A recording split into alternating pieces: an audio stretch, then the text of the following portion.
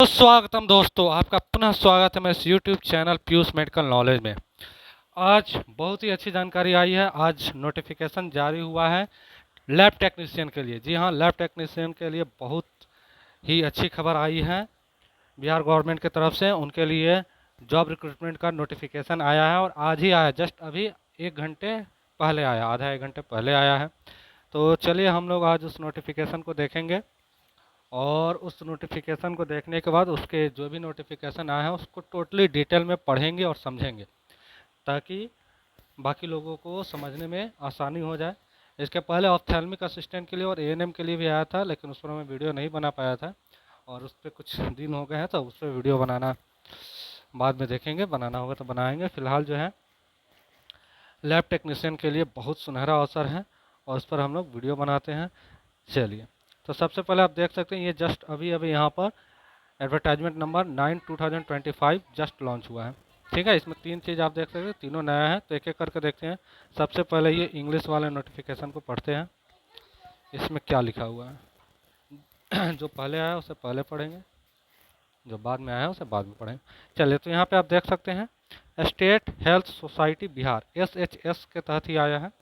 ठीक है, और NHM नेशनल हेल्थ मिशन यानी कि SHS NHM के तहत ही आया है ये भी। Advertisement number 9/2025 online application are invited for the post of lab technician. ठीक है, एप्लीकेशन इनवाइटेड है लैब टेक्नीशियन के लिए। टोटल नंबर ऑफ वैकेंसी जो है वो है 1068। Option to choose refer district, इसमें आपको ऑप्शन भी मिलेगा अपने मन मुताबिक डिस्ट्रिक्ट चुनने का। Job stability with minimum 3 years tenure, इसमें जॉब आपकी सुरक्षित है, कम से कम 3 साल के लिए तो सुरक्षित है। उसके बाद क्या होगा नहीं होगा ये बात की बात है, लेकिन कम से कम 3 साल के लिए सिक्योर जॉब है। इसका जो एप्लीकेशन फॉर्म भरा जाएगा वो 1 सितंबर से शुरू होने वाला है। तो आज 24 अगस्त है और लगभग आपको जो है 7 दिन के बाद यानी कि 8वें दिन से इसका एप्लीकेशन फॉर्म भरना शुरू हो जाएगा 10 AM ऑनवर्ड्स, और ये 15 सितंबर तक चलेगा 6 बजे शाम तक। ठीक है, यहाँ पर वैकेंसी डिटेल्स के लिए आप इस QR कोड को स्कैन कर सकते हैं जो यहाँ पे आपको दिख रहा है। ठीक है, और या फिर आप वेबसाइट विजिट कर सकते हैं जो अभी मैंने विजिट किया था ह्यूमन रिसोर्स सेक्शन के अंदर एडवर्टाइजमेंट। चलिए, तो ये हो गया।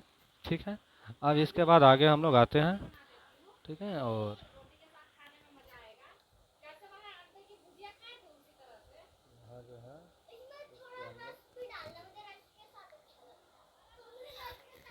चलिए, अब ये चीज़ हो गया।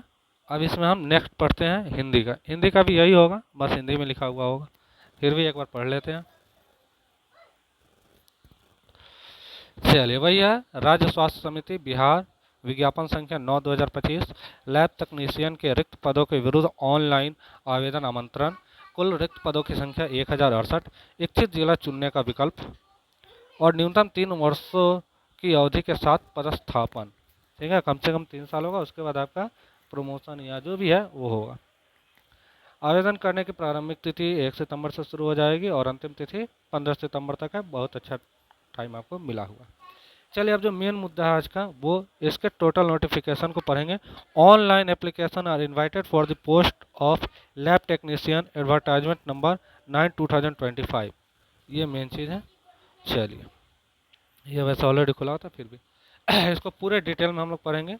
ये लगभग 9 पेज है, 9 पेज के 9 पेज आज हम लोग पढ़ेंगे। ठीक है, और इसको अच्छे से समझेंगे।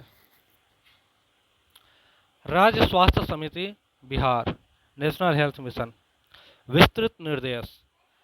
विज्ञापन संख्या 9/2025 राज्य के सभी जिलों के सदर अस्पताल, अनुमंडलीय अस्पताल, रेफरल अस्पताल, सामुदायिक स्वास्थ्य केंद्र, प्राथमिक स्वास्थ्य केंद्र एवं health and wellness centre APHC HSC में आमजनों को बेहतर एवं गुणवत्तापूर्ण स्वास्थ्य सुविधा मुहैया कराने एवं पैथोलॉजिकल जांच सेवा को सुदृढ़ करने के उद्देश्य से राष्ट्रीय स्वास्थ्य mission NHM national health mission अंतर्गत विभिन्न स्वास्थ्य कार्यक्रमों यथा national tuberculosis elimination programme NTEP, national programme for prevention and control of fluorosis NPPCF national iodine deficiency disorder control programme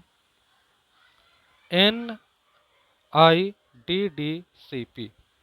national viral hepatitis control programme NVHCP national programme for prevention and control of cancer diabetes cardiovascular diseases and strokes NPCDCS blood bank BBSU integrated disease surveillance programme IDSP health and wellness centre HWC एवं national urban health mission NUHM के तहत senior lab technician एवं laboratory technician के संविदागत रिक्त पदों पर नियोजन हेतु सुयोग्य अभ्यर्थियों से ऑनलाइन आवेदन आमंत्रित किए जाते हैं।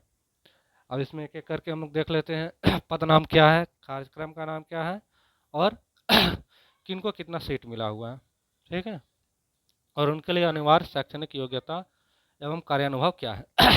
चलिए, तो सबसे पहले जो है सीनियर लेबोरेटरी टेक्नीशियन के लिए, जो कि NTEP के तहत होगा। यहाँ जो है टोटल 7 सीट है। 7 सीट में से 3 सीट अनरिजर्व्ड है, 1 सीट EWS के लिए, 1 सीट शेड्यूल कास्ट के लिए रिजर्व है, 1 सीट EBC के लिए और 1 सीट BC के लिए, ठीक है। इसमें जो अनिवार्य शैक्षणिक योग्यता है वह है referred experience, essential qualifications and referred experience. सबसे पहला पॉइंट है MSc medical microbiology, applied microbiology, general microbiology, biotechnology, biochemistry with और विदाउट DMLT। चलिए, तो सबसे पहले तो यदि MSc किसी ने कर रखा है, चाहे तो मेडिकल माइक्रोबायोलॉजी से या अप्लाइड माइक्रोबायोलॉजी से या जनरल माइक्रोबायोलॉजी से या फिर बायोटेक्नोलॉजी या बायोकेमिस्ट्री से ही कर रखा हो, इन सब सब्जेक्ट्स में कर रखा है, तो उनके पास DMLT है या नहीं है उससे कोई खास फर्क नहीं पड़ेगा, ठीक है। तो पहला क्वालिफिकेशन है MSc माइक्रोबायोलॉजी सब्जेक्ट से या बायोटेक्नोलॉजी बायोकेमिस्ट्री, ये 3 सब्जेक्ट से यदि आपने MSc कर रखा है तो आप इस फॉर्म को भर सकते हैं। दूसरा इसमें दिया हुआ एंड, यहाँ पर ध्यान देंगे, एंड का मतलब होता है अनिवार्य, यानी कि MSc के साथ साथ आपको क्या करना होगा, तो MSc के साथ साथ आपको कम से कम 2 साल का वर्क एक्सपीरियंस होना चाहिए TB लेबोरेटरी टेस्ट में, ठीक है, जैसे mycobacterium tuberculosis related genotypic test, nucleic acid amplification test, line probe से phenotypic test, culture and drug susceptibility test, ठीक है। तो यहाँ पे आपको 2 साल का एक्सपीरियंस मांग रहा है। अब ये कहाँ का लेगा ये देखना पड़ेगा, प्राइवेट हॉस्पिटल वगैरह का मान्य होगा या नहीं होगा ये देखने की बात है। लेकिन यहाँ पे पहला पॉइंट क्या है कि इसमें MSc डिग्री होनी चाहिए माइक्रोबायोलॉजी, बायोकेमिस्ट्री या बायोटेक्नोलॉजी से, और उसके साथ 2 साल का वर्क एक्सपीरियंस होना चाहिए। चलिए, या फिर और कमला, या फिर यदि MSc है तो ये, या फिर आपने MSc नहीं कर रखा है तो आप BSc भी कर रखे हैं तो हो जाएगा। तो BSc माइक्रोबायोलॉजी विथ DMLT, लेकिन BSc में DMLT अनिवार्य है, ठीक है। तो BSc माइक्रोबायोलॉजी विथ DMLT,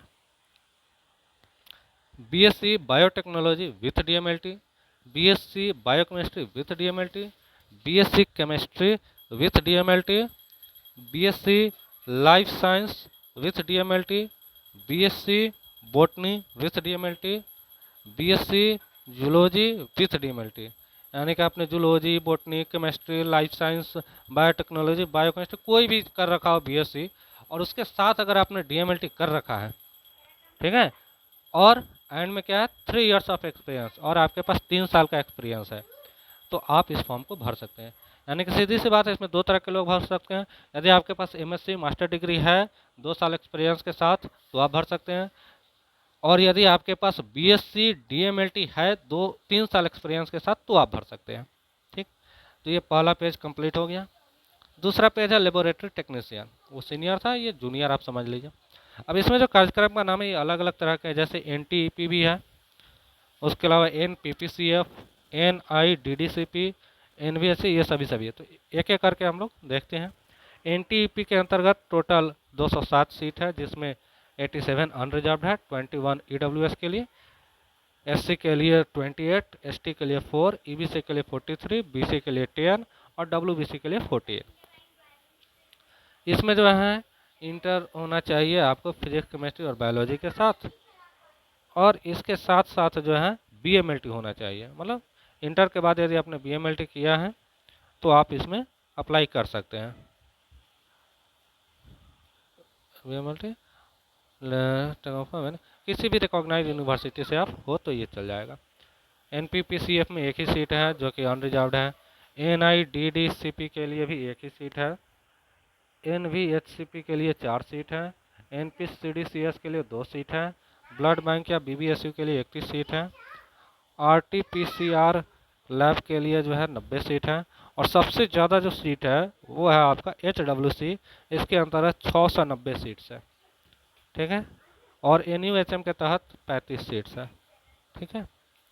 अब यहाँ पर जो है सामान्य निर्देश दिया गया, मानदेय NHM के तहत उक्त पदों का एक मुश्त मानदेय प्रति माह का निर्धारण निम्नानुसार किया गया है।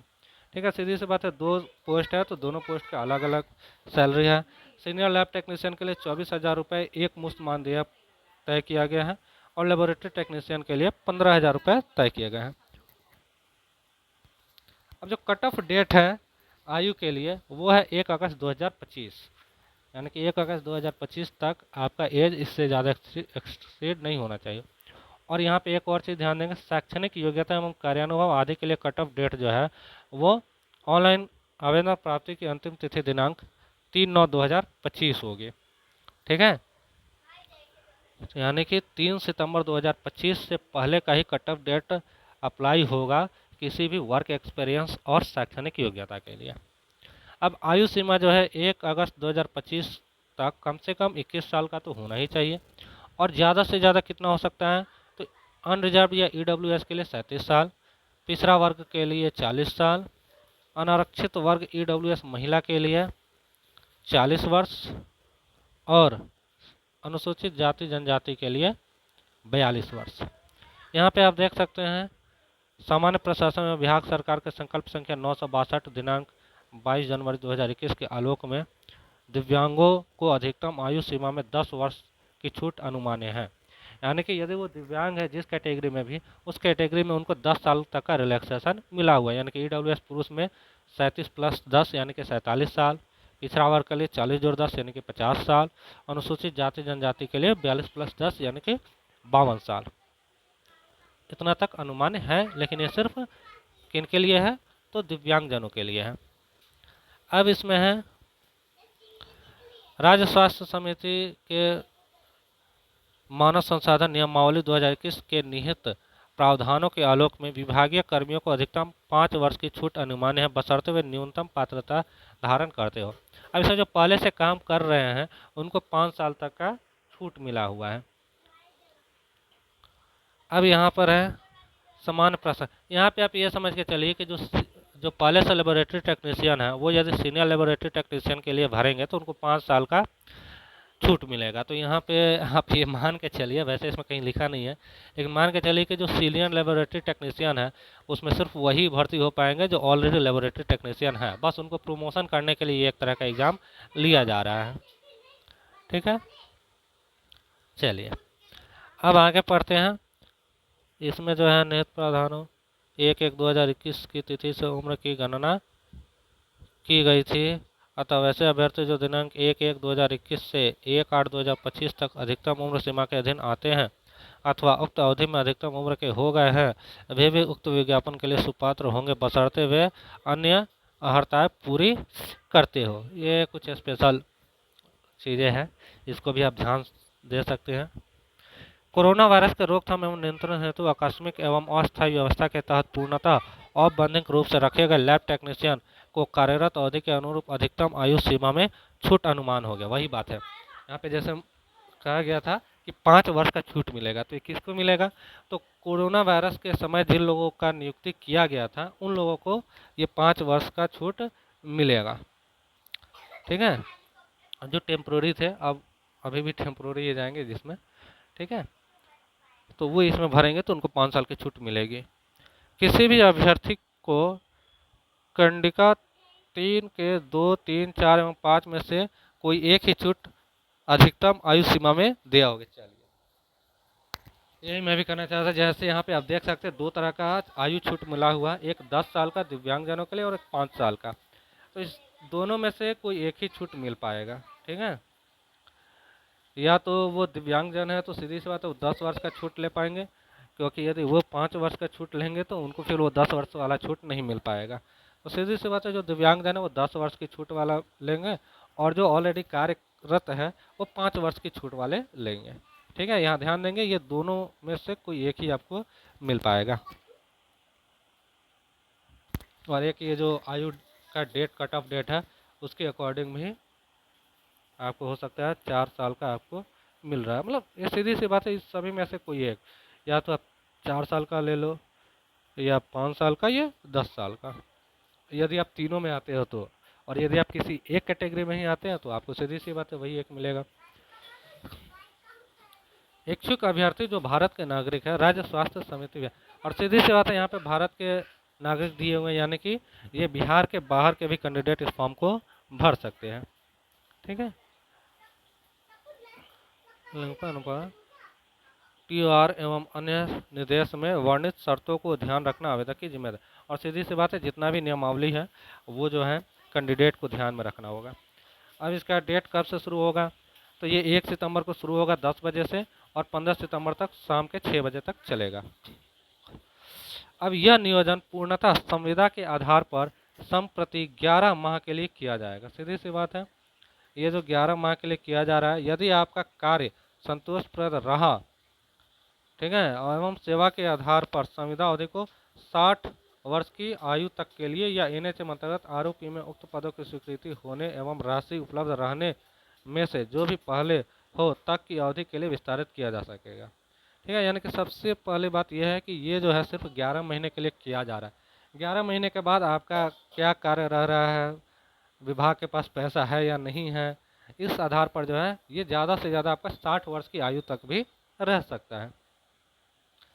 संविदा के आधार पर नियोजित व्यक्ति सरकारी सेवक नहीं माने जाएंगे, ठीक है। सीधी सी बात है ये गवर्नमेंट नौकरी नहीं है, इसलिए आप सरकारी सेवक नहीं माने जाएंगे, आप संविदागत सेवक माने जाएंगे, ठीक है। सरकारी सेवक को अनुमानित किसी भी सुविधा के हकदार, सीधी सी बात है गवर्नमेंट के जो भी सर्वेंट है, मतलब सरकारी सेवक जो है उनको जो भी सुविधा मिलती है वो सुविधा इन लोगों को नहीं मिलेगी। आपने ध्यान दिया होगा लगभग एडवर्टाइजमेंट नंबर 1 से लेकर 9 तक अभी तक टोटल 9 एडवर्टाइजमेंट आ चुके हैं, और 9 के 9 सभी संविदागत ही है, कोई भी इसमें परमानेंट जॉब के लिए नहीं था, ठीक है। तो ये जितने भी बहाल किए जाएंगे ये सभी संविदागत होंगे, ये 11 महीने के लिए होंगे, और उसके बाद सरकार निर्णय लेगी कि इनको आगे जॉब पे रखना है या नहीं रखना है। चलिए अब आगे बढ़ते हैं। राष्ट्रीय स्वास्थ्य मिशन NHM अंतर्गत विभिन्न स्वास्थ्य कार्यक्रमों के तहत लैब टेक्नीशियन के स्वीकृत पदों के विरुद्ध वर्तमान में परिलक्षित रिक्तियों के विरुद्ध नियोजन के निमित्त विज्ञापन प्रकाशित किया जा रहा है। रिक्ति के आधार पर सेवा हेतु जिला एवं स्वास्थ्य संसाधन अथवा कार्यक्रम के आवंटन का अंतिम निर्णय पूर्णतः राज्य स्वास्थ्य समिति बिहार का होगा। इस संबंध में किसी प्रकार के अनुरोध पर विचार नहीं किया जाएगा। सीधी सी बात है इसमें किसको रखना है नहीं रखना है ये SHS डिसाइड करेगी, और किसी भी तरह के अनुरोध पर विचार नहीं किया जाएगा। ये सभी में ये नियम होता ही है। विभिन्न स्वास्थ्य कार्यक्रमों के अंतर्गत आवंटित कार्यों के अतिरिक्त आवश्यकता अनुसार एवं कार्यक्रमों के कार्यों एवं दायित्वों के निर्वहन का भार चयन पदस्थापनोपरांत दिया जा सकता है। सीधी सी बात है ये तो जिसमें आपका सिलेक्शन होगा उसमें तो होगा ही, लेकिन विभाग चाहे तो कोई और इस तरह का कार्य यदि आ जाता है तो उसका कार्य निर्वहन भार भी आपको दिया जा सकता है, या फिर हो सकता है उसी में आपका ट्रांसफ़र कर दिया जाए। चलिए अब आरक्षण के संबंध में बातें पढ़ लेते हैं। बिहार राज्य में वर्तमान में लागू प्रचलित आरक्षण नियमों एवं तदनुसार राज्य सरकार के सक्षम स्तर से निर्गत प्रमाण पत्र के आधार पर ही आरक्षण का लाभ दिया होगा। यहाँ पे जो आरक्षण मिलेगा वो बिहार में जो चल रहा है उसके आधार पर दिया जाएगा। आरक्षण का लाभ उन्हीं उम्मीदवारों को अनुमान्य होगा जिनका स्थायी निवास बिहार राज्य से हो, अर्थात जो बिहार राज्य के मूल निवासी हो। बिहार राज्य के बाहर के अस्थायी जो बिहार राज्य के नहीं हैं उनको आरक्षण का लाभ नहीं मिलेगा, वो अनरिजर्व कोटा से ही भरेंगे। और सामान्य प्रशासन विभाग बिहार का संकल्प 12/5/75 दिनांक 9/7/2025 के आलोक में 35% क्षैतिज आरक्षण का लाभ बिहार राज्य के मूल निवासी महिला अभ्यर्थियों को ही अनुमान्य। हाँ, अब यहाँ पे एक बात आप ध्यान देंगे, ये चीज़ जो था, जो एडवर्टाइजमेंट नंबर 5/2025 था, उसमें नहीं था और इसमें है। यहाँ पे साफ साफ लिखा हुआ है जो 35% महिला का आरक्षण मिलेगा वो सिर्फ बिहार की महिला को मिलेगा। ठीक है, पहले ऐसा नहीं था। पहले जो था बिहार के बाहर के भी जो लोग थे उनको भी दिव्यांग श्रेणी में और महिला श्रेणी में आरक्षण मिला हुआ था अनरिजर्व कोटा से। यदि वो बिहार के है या नहीं कोई फर्क नहीं पड़ता था। लेकिन लैब टेक्नीशियन में साफ साफ लिखा हुआ 35% जो क्षैतिज आरक्षण का लाभ मिलेगा जो कि अनरिजर्व कोटा में है, वो महिला को तो मिलेगा लेकिन मूल निवासी महिला को, यानी कि वो बिहार की ही होनी चाहिए। ठीक है, उसी तरह जो दिव्यांगजनों का भी है वो भी जो है सिर्फ और सिर्फ बिहार के ही निवासी को मिलेगा। और आप यहाँ पे डेट पर ध्यान दें, ये जो डेट आया है 9/7/2025, यानी कि 9/7/2025 के बाद ये लागू हुआ है। और यहाँ 21/5/2025 दिव्यांगजनों के लिए। ठीक है, यानी कि ये हम लोग में जो है, हम लोग का 22 जून को आया हुआ था 5 नंबर एडवर्टाइजमेंट, ये जून में ही आ गया था। ठीक है, अप्रैल में ही नोटिफिकेशन आ गया था।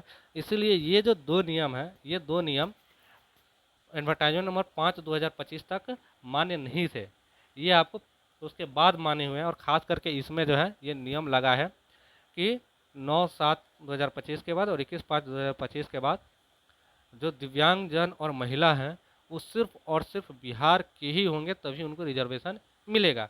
इसके पहले तक क्या था, बिहार के हो या नहीं हो कोई फर्क नहीं पड़ रहा था। ठीक है, अब जो है आगे बढ़ते हैं। तो यहाँ पे ये ध्यान रखेंगे जो 35% रिजर्व है लेडीज़ के लिए, महिलाओं के लिए, वो अनरिजर्व कोटा से हैं और वो भी सिर्फ और सिर्फ बिहार के महिलाओं के लिए। उसी तरह दिव्यांगजनों के लिए जो है वो भी 4% जो है वो भी सिर्फ और सिर्फ बिहार के मूल निवासियों के लिए ही है। यहाँ पे आप ऊपर देख सकते हैं 4% दिव्यांग लिखा हुआ है और 2% स्वतंत्रता सेनानी लिखा हुआ है। ठीक है, वो भी बिहार के लिए ही होगा। ठीक है, चलिए अब आगे बढ़ते हैं। आरक्षण, आयु सीमा हो गया है, आरक्षण। ठीक है, अब जो है तीसरा नंबर पढ़ते हैं। ऑनलाइन आवेदन पत्र में इंगित कॉलम में आरक्षण का दावा नहीं करने पर भी आरक्षण का लाभ नहीं मिलेगा। तो इसलिए ऑनलाइन फॉर्म जब भी आप भरेंगे तो उसमें जिस का आरक्षण आपको चाहिए वो आरक्षण कोटि जरूर भरिएगा, तभी आपको आरक्षण मिलेगा। यदि आपने आरक्षण नहीं भरा तो आपको आरक्षण नहीं मिलेगा। ऑनलाइन आवेदन में भरा गया अस्थायी पता ही आरक्षण प्रयोजन के लिए अनुमान्य होगा। और अपना अस्थायी पता जो है सोच समझ कर भरेंगे। यदि आपको आरक्षण चाहिए तो सीधी सी बात है, बिहार का जो आपका स्थायी निवास है वही देंगे। आरक्षित कोटि के अभ्यर्थी अपनी जाति के अनुरूप आरक्षण कोटि के संबंध में पूर्ण रूप से संतुष्ट होने के पश्चात ही आरक्षण कोटि का अंकन ऑनलाइन आवेदन के संबंधित कॉलम में करेंगे। ऑनलाइन आवेदन भरते समय उनके पास आरक्षण कोटि के अनुरूप सक्षम प्राधिकार से निर्गत प्रमाण पत्र उपलब्ध होना अनिवार्य होगा। किसी भी प्रकार की त्रुटि या भिन्नता होने पर आरक्षण का दावा मान्य नहीं होगा। सीधी सी बात है, आपके पास जो भी सर्टिफिकेट है रिजर्वेशन को फुलफिल करने के लिए वो आरक्षण कोटि भरते समय होना चाहिए और वो आप ऑनलाइन फॉर्म में भरेंगे। चलिए आगे बढ़ते हैं। समान प्रशासन विभाग बिहार अधिसूचना 673 दिनांक 8 मार्च 2011 एवं पत्रांक 1273 दिनांक 29 जनवरी 2021 के आलोक में बिहार सरकार द्वारा विनिर्दिष्ट विहित प्रपत्र में अपने स्थायी अधिवास अंचल के राज्य सरकार द्वारा अधिसूचित अंचलाधिकारी राजस्व अधिकारी द्वारा निर्गत प्रमाण पत्र मान्य होगा। इसमें जो ऑनलाइन आवेदन करते समय आरक्षण का दावा करते समय अनुसूचित जाति एवं जनजाति के मामले में आपको एक तो डोमिसाइल देना होगा और दूसरा जाति प्रमाण पत्र देना होगा। ठीक है, बस ये सिर्फ अनुसूचित जाति जनजाति के लिए। और यदि आप पिछड़ा वर्ग से हैं तो आपको डोमिसाइल देना होगा और क्रीमी लेयर रहित, यानी कि NCL। अब यहाँ पे ध्यान देंगे, जो अनुसूचित जाति जनजाति है उनको तो सिर्फ जाति प्रमाण पत्र ही देना होता है, लेकिन जो EBC और या BC है उनको जाति प्रमाण पत्र मान्य नहीं होता है। उनके लिए NCL नॉन क्रीमी लेयर देना होता है, जो कि बिहार सरकार के प्रयोजनार्थ हो। ठीक है, तो जो पिछड़ा अत्यंत पिछड़ा है वो लोग अस्थायी निवासी के साथ साथ नॉन क्रीमी लेयर देंगे। कुछ लोग जो है इसमें जाति प्रमाण पत्र डाल देते हैं तो वो मान्य नहीं होगा। ठीक उसी तरह जो आर्थिक रूप से कमज़ोर है वह भी डोमिसाइल देंगे और उसके अलावा जो है आय एवं परिसंपत्ति प्रमाण पत्र देंगे। ठीक है, यानी कि इनकम सर्टिफिकेट। EWS वाले ये देंगे जो कि बिहार के ही निर्गत किया गया हो। उसके बाद यहाँ पे आपको दिया हुआ है कुछ नियमावली। साप्र विभाग बिहार की अधिसूचना संख्या 673 दिनांक 8 मार्च 2011 पत्रांक 15/7/60 दिनांक 2 सितंबर 2022 एवं 11/7/34 दिनांक 20/6/2023 के आलोक में आरक्षण का दावा करने वाले अभ्यर्थियों, विवाहित महिलाओं सहित का जाति क्रीमी लेयर रहित प्रमाण पत्र उनके पिता के नाम एवं अस्थायी पता से निर्गत होना चाहिए, न कि विवाहित महिलाओं के लिए उनके पति के नाम से। तो ये बात आप ध्यान देंगे, यदि आप मैरिड है तो आपके हस्बैंड के जो अस्थायी निवास है उसके आधार पे आपको आरक्षण नहीं मिलेगा। आपके पिताजी का जो अस्थायी निवास है उसके आधार पे ही आपको आरक्षण मिलेगा। यानी कि यदि आप यूपी बिहार से हैं और शादी विवाह होने के बाद बिहार आ गई है तो आपको इसका आरक्षण का लाभ नहीं मिलेगा। लेकिन वो जो है जो अभी यूपी बिहार में है, लेकिन सॉरी यूपी में थी लेकिन बिहार से गई है, तो उनको इस आरक्षण का लाभ मिल जाएगा। चलिए अब यहाँ पे एक और नियम है कि विवाहित महिला के पक्ष में आय एवं परिसंपत्ति प्रमाण पत्र अभ्यर्थियों के पति के साथ रहने की स्थिति में उनके पति के स्थायी निवास अंचल से निर्गत होगा, परंतु इस विवाहित महिला का अपने पिता के स्थायी निवास के आधार पर निर्गत आवास प्रमाण पत्र प्रस्तुत करना आवश्यक होगा, जिससे वह स्पष्ट हो जाए कि विवेचित विवाहित महिला बिहार राज्य की मूल निवासी है। तो यहाँ पे ध्यान दीजिए, यहाँ पर जो विवाहित महिला है उनका जो रेजिडेंस सर्टिफिकेट यानी कि जो डोमिसाइल है वो तो पिता के डोमिसाइल से निर्धारित किया जाएगा, लेकिन जो उनका आय है क्यों मतलब वो EWS में आती है या नहीं आती है ये उनके पति के अनुसार निर्धारित किया जाएगा। यानी कि उनके पिता गरीब है और उनके पति अमीर है तो वो EWS कोटे में नहीं आएंगे, क्योंकि यहाँ जो आय का जो प्रमाण पत्र होगा वो पति के अनुसार होगा और जो डोमिसाइल होगा यानी कि मूल निवासी होगा वो पिता के अनुसार होगा। यानी कि यहाँ पे आपको दोनों ही तरह का फॉर्म सबमिट करना पड़ेगा, दोनों ही तरह के प्रमाण पत्र की आवश्यकता पड़ेगी। अब यहाँ पर केवल जाति प्रमाण के पत्र के आधार पर आरक्षण नहीं मिलेगा, सीधी सी बात है, ठीक है। यहाँ पर जो है शपथ पत्र यहाँ पे पूरा पढ़ लेते हैं। केवल जाति प्रमाण पत्र के आधार पर पिछड़ा वर्ग अत्यंत पिछड़ा वर्ग के अभ्यर्थियों को आरक्षण का लाभ दिया नहीं होगा। पिछड़ा वर्ग अत्यंत पिछड़ा वर्ग के अभ्यर्थियों हेतु क्रीमी लेयर रहित प्रमाण पत्र जमा करना अनिवार्य होगा। यही मैंने बोला था कि जो पिछड़ा वर्ग है वो लोग अपना कास्ट सर्टिफिकेट नहीं देंगे, वो लोग अपना नॉन क्रीमी लेयर सर्टिफिकेट देंगे, ठीक है। विगत 1 वर्ष से पूर्व का क्रीमी लेयर रहित प्रमाण पत्र होने की स्थिति में अभ्यर्थियों को पूर्व निर्गत प्रमाण पत्र के साथ क्रीमी लेयर में नहीं होने संबंधित स्वयं शपथ पत्र फॉर्म XVIIIB दिया जाना अनिवार्य होगा। यानी कि पहली बात तो ये कि इसमें जो क्रीमी लेयर लगेगा वो 1 साल से पुराना नहीं होना चाहिए, और यदि 1 साल से पुराना हो गया है तो आप ये एक शपथ पत्र उसके साथ डाल देंगे तो भी आपका काम चल जाएगा। अब यहाँ पे आय एवं परिसंपत्ति प्रमाण पत्र जो है निर्गत किए जाने की तिथि 1 वर्ष के लिए वैध माना जाएगा। यानी कि जो इनकम सर्टिफिकेट है वो भी 1 वर्ष से ज़्यादा का नहीं होना चाहिए। अब यहाँ पर है समान प्रशासन विभाग बिहार के पत्रांक 2342 दिनांक 15 फरवरी 2016 के आलोक में महिलाओं को उपलब्ध रिक्ति में 35% क्षैतिज आरक्षण दिया होगा। सामान्य प्रशासन में बिहार के संकल्प संख्या 12/5/75 दिनांक 9/7/2025 के आलोक में उक्त क्षैतिज आरक्षण का लाभ बिहार राज्य के मूल निवासी महिला अभ्यर्थियों को ही अनुमान होगा। ये बात यहाँ पे खास करके स्पष्ट किया गया है कि इसके पहले तक क्या था कि जो महिला का आरक्षण था 35%, वो बिहार के हो या नहीं हो सभी को मिलता था, लेकिन अब जो है ये सिर्फ बिहार की महिला को ही मिलेगा। ठीक उसी तरह जो 4% क्षैतिज आरक्षण है दिव्यांग जनों के लिए, ये भी अब सिर्फ बिहार के मूल निवासियों के लिए ही कर दिया गया है। चलिए, और ये 40% से अधिक का जो दिव्यांगता होगा उन्हीं को ये मान्य होगा। अस्थायी दिव्यांगता प्रमाण पत्र में निर्धारित अवधि के बाद नवीनीकरण नहीं होने की स्थिति में प्रमाण पत्र विधि मान्य नहीं हो। अब जो अस्थायी रूप से दिव्यांग है, मतलब जिनका ये था कि इलाज होने के बाद वो ठीक हो जाएंगे, तो वैसे यदि है तो उनका यदि रिन्यूअल नहीं हुआ है तो फिर उनको भी दिव्यांग जन का कोटा नहीं मिलेगा। अब यहाँ पे 2% जो 36 दिया है, अब यहाँ पे 36 का मतलब क्या है, ये भी एक बात समझ। असल में ये जो रिजर्वेशन है, सबसे पहले आप जान जाइए, महिलाओं के लिए, दिव्यांगजनों के लिए और स्वतंत्रता सेनानी के पोता पोतियों के लिए। ये जो 3 कैटेगरी है, ये अनरिजर्व कैटेगरी में आते हैं, ये बात आप पहले ध्यान दे लें। ये अनरिजर्व कैटेगरी में आते हैं, और अनरिजर्व कैटेगरी में जो सीट है उसी में 35%, 4% या 1% होगा।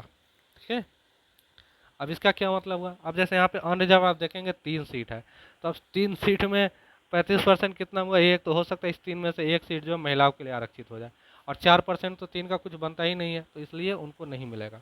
हाँ, यहाँ पे 87 अनरिजर्व है, तो 87 में से 35% महिलाओं के लिए, 4% दिव्यांगजनों के लिए और 2% स्वतंत्रता सेनानी के पोता पोती नाती नातनी के लिए रिजर्व रहेगा।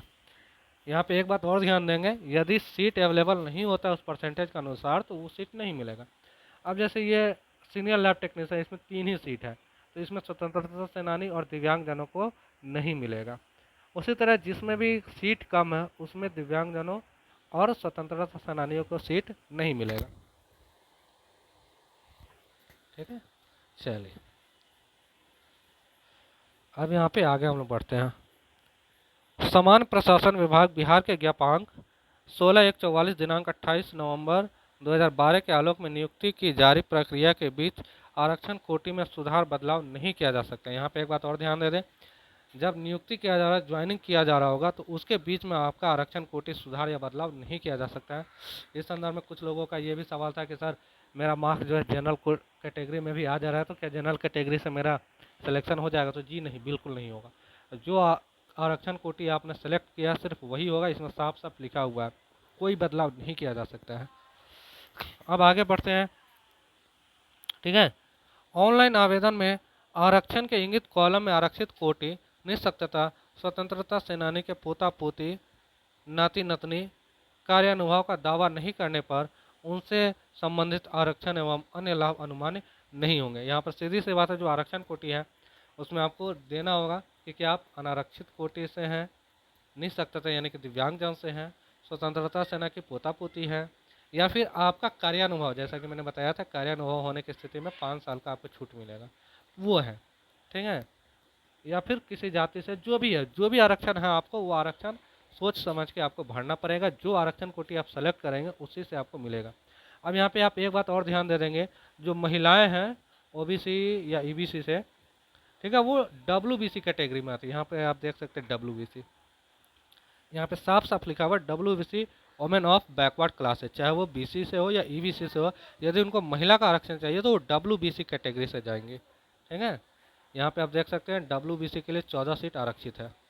लेकिन वही आप देखेंगे सीनियर लैब टेक्नीशियन में, तो सीनियर लैब टेक्नीशियन में महिलाओं के लिए कोई आरक्षण नहीं है। ठीक है, अनरिजर्व में 3 सीट है, तो हो सकता है इसमें जो आपको 1 सीट मिल जाए महिलाओं के लिए, क्योंकि 35% आरक्षण है। लेकिन यहाँ बीसी ईबीसी में ही भरना होगा महिलाओं के लिए, यहाँ पे महिलाओं के लिए कोई आरक्षण नहीं है।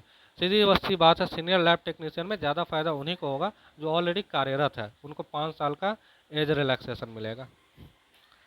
और जो महिलाएं हैं, महिलाओं के लिए खास जो बीसी के लिए आरक्षण होता है वो डब्ल्यूबीसी के अंतर्गत आता है।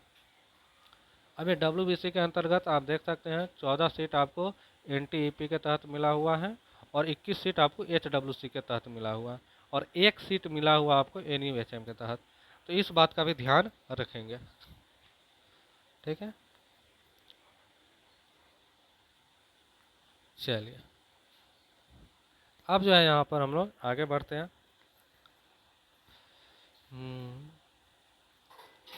आवेदन शुल्क। अब ये आवेदन शुल्क जो है यहाँ पर बताया गया, अनरिजर्व्ड के लिए 500 रुपये, अनुसूचित जाति जनजाति के लिए 125 रुपये, आरक्षित अनारक्षित वर्ग की महिलाओं के लिए 125 ही है। राज्य के बाहर के उम्मीदवार चाहे वो किसी भी वर्ग से हो, यदि बिहार राज्य के बाहर के हैं तो 500 रुपये। दिव्यांग अभ्यर्थियों के लिए 125 रुपये। ठीक है, ये है, ये किसके लिए था? तो ये था आपको लैब टेक्नीशियन के लिए। ठीक है, और जो सीनियर लैब टेक्नीशियन है, सॉरी, ये आवेदन जो है दोनों के लिए ही है। उसके बाद यहाँ पे आप देख सकते हैं मार्क्स के बेसिस पे यहाँ लिखा हुआ है कि जो कोरोना वायरस के रोकथाम के वक्त हुआ था उनको 20 मार्क्स जो है एक्स्ट्रा मिलेगा। 5 अंक अधिकतम 20 अंक वर्ष, जितने साल के हैं। यदि वो 5 साल के लिए, जैसा कि हम बताए थे, 5 साल का एज रिलैक्सेशन भी मिलेगा, मतलब 5 साल का रिलैक्सेशन, तो 5 साल का जो 1 साल के लिए 5 नंबर एक्स्ट्रा भी मिलेगा। यानी कि यदि वो 5 साल काम किए हैं तो 50-25 हो गया, तो उनको 25 नहीं मिलेगा, उनको 20 मार्क्स ही मिलेगा। ठीक है,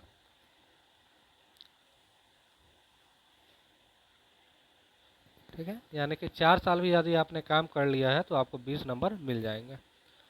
अब यहाँ पर है लिखित परीक्षा में अंक का आधार जो है वो अभ्यर्थियों द्वारा 75 अंकों के सीबीटी प्रतियोगिता परीक्षा के प्राप्तांक प्रतिशत को 0.8 से 8 के गुणक से गुना करके अवधारित किया जाएगा। उदाहरण स्वरूप यदि किसी अभ्यर्थी को सीबीटी परीक्षा में कुल 50 अंक प्राप्त हुए हैं तो उनका प्रतिशत परीक्षा के अधिकतम अंकों के गणना के हिसाब से करते हुए 40 अंक दिए जाएंगे। ठीक है, यानी कि 100 नंबर आ रहा है तो आपको 80 अंक ही मिलेंगे। ये इस तरह का कुछ दिया गया है ताकि 20 नंबर जो है बच जाए। वो 20 नंबर जो है कोरोना काल में जो स्पेशलिस्ट थे, मतलब जो ज्वाइन कराया गया था, उनके लिए रखा गया। चलिए अब आगे बढ़ते हैं। प्रतियोगिता परीक्षा का प्रश्न पत्र हिंदी एवं अंग्रेजी भाषा में कुल 75 अंकों का होगा। ठीक है, टोटल 75 अंक का ही होगा, जिसमें बहुविकल्पिक वस्तुनिष्ठ प्रकृति के कुल 75 प्रश्न होंगे तथा प्रत्येक प्रश्न 1 अंक का होगा। ठीक है, और यहाँ जो आपका गुना होगा वो परसेंटेज के हिसाब से। जैसे मान लीजिए 75 अंक यदि आप लाते हैं तो 100% हुआ, उस 100% को 0.8 से गुना किया जाएगा तो 80 आएगा, और वही 80 अंक आपको मिलेंगे।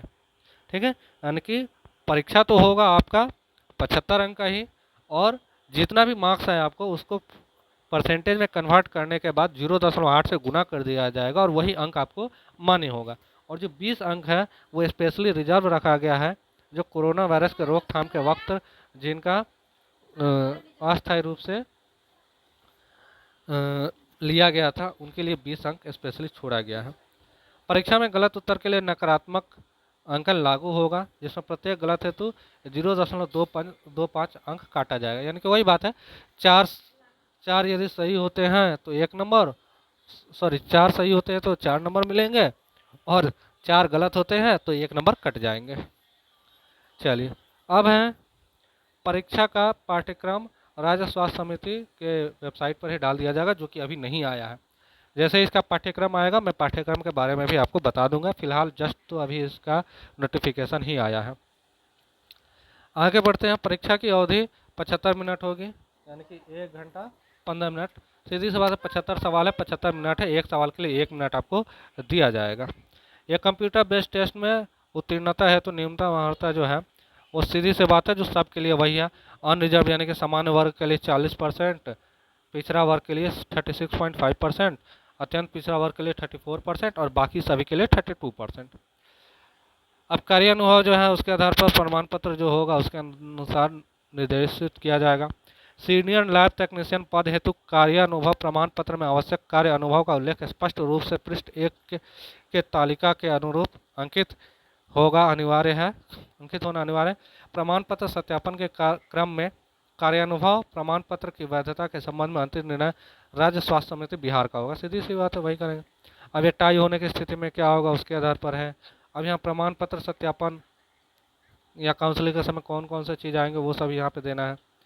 यहाँ पे आपको जो है प्रवेश पत्र की प्रति जो है देना अनिवार्य होगा, 2 पासपोर्ट साइज फोटो पहचान पत्र यानी कि आधार वोटर ID कुछ भी, ये सभी चीज़ें हैं। ठीक है, चलिए इसके बाद जो है बस इतनी सारी चीज़ें, इसको आप लोग अच्छे से एक बार और खुद से भी पढ़ लेंगे। ये आज 24 अगस्त 2025 है, आज ये इसका नोटिफिकेशन आया है, एडवर्टाइजमेंट नंबर 9/2025। इसका फॉर्म 1 सितंबर से भरा जाएगा। उम्मीद है ये वीडियो आपको अच्छी लगी होगी। आपसे मिलते हैं अगले वीडियो में।